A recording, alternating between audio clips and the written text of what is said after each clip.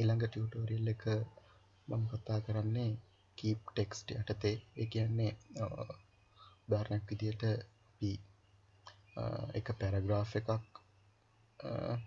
Word document එකේ type කරද්දී ඒ paragraph එක දෙකට කැඩිලා යනවා page දෙකකට. ඒ page දෙකකට යන එක වළක්වා ගන්න කොහොමද කියන එක මේ ටියුටෝරියල් මාලාව යටතේ මේ පාඩම යටතේ කතා කරන්න කැමතියි. Word document එකක් open කරලා තියෙනවා. මට දැන් යන්න ඕන මේකේ page number 6 වලට මම shortcut key එකක් පාවිච්චි කරනවා control G එක යටතේ මෙතන page number 6 වලට මට යන්න ඕන. ඊපස්සේ මේ විදිහට ගියා මම මේක close කරලා දානවා.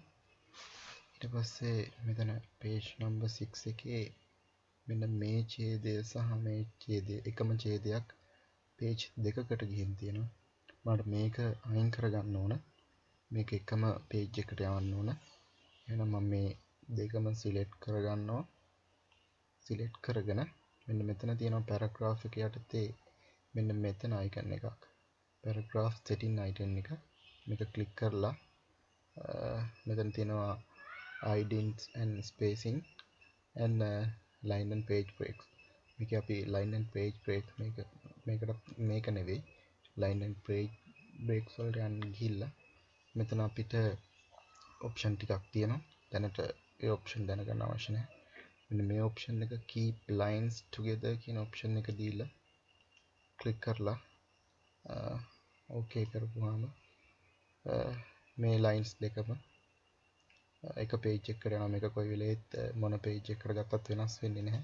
මේ line දෙක තියෙන එකට. එහෙනම් මේ තියෙන හැම දෙයක්ම මේ විදිහටම තියාගන්න ඕන නම් අපි සම්පූර්ණයෙන්ම control A හරහා word file එකම select කරගෙන අපිට යන්න පුළුවන් මෙන්න මේ paragraph settings වලට ගිහිල්ලා අපිට මෙන්න මේක ටික් කරගන්න පුළුවන්. ඒ වගේම keeps line together කියන එක ටික් කරගෙන okay කරගන්න පුළුවන්. ඊට පස්සේ අපි මොන word file එකකට copy කරත් මේ තියෙන page එකක මෙන්න මේ page එකේ තියෙන මේ කොටස එක page එකකට පමණයි page දෙකකට තුනකට කැඩිලා යන්නේ නැහැ. මේ විදිහට තියාගන්න පුළුවන්. ඊළඟ පාඩමේදී